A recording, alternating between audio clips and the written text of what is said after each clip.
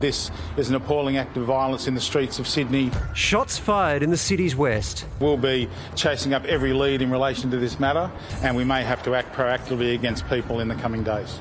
Salim Hamza and his father Tawfiq found slumped inside a red ute on Osgood Street, Guildford. One young man, an 18-year-old male, was deceased at the scene, and a second person, a 64-year-old male, was taken to hospital and subsequently died. The shooting linked to the escalating gang war between the Hamza and Alamuddin families. Salim and Tawfiq believed to be heading to work when they were ambushed, a burnt-out car found nearby.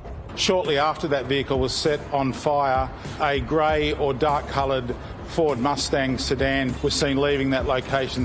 The ongoing tensions stretching back more than a decade. The Hamza crime network, or Brothers for Life, under the guidance of its most notorious member, Bassam, ruled Sydney's streets until the Alamuddins started a turf war.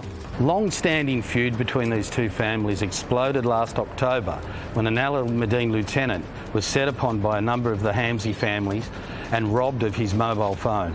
Would have had vital information about drug runs, who owed money. Two gunmen opened fire on father of four, Majid Hamza. Bilal Hamza was ambushed and cut down in a hail of bullets. In an execution-style murder in the heart of Sydney's CBD. 4 members of the Hamza family assassinated in just over a year. They're trying to outmuscle each other. It's not just money or territory, it's ego, reputation, which ends up with people being shot and killed. Police monitoring the two families closely, taking out Supreme Court orders restricting their movements in a bid to end the escalating Gangland war. Unfortunately for us, when a significant matter like this takes place, it seems like we're back to square one and we're investigating another double murder.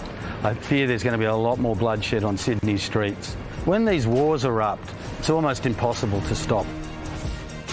And now police are worried about the blood being shed of bystanders as well. It moves away from just being about the family to innocent lives around them as well. Yeah, of course. Sorry, what were you going to say, It feels like a Rach? movie. Yeah. But it feels like a movie, you know? It's like you can't believe that stuff happens in your hometown. You know? It's just terrifying. The thing I always get is, like, imagine living like that. Yeah. Like, just with that Waiting for churning someone on in the to- background and you're like, I just can't. That's just too much for me. Huh? I agree. With so much content online, it's sometimes hard to keep up with it all. And let's face it, who has the time? The Project YouTube has you covered with the stories that matter. Hit subscribe for a daily list of the news that you need to know.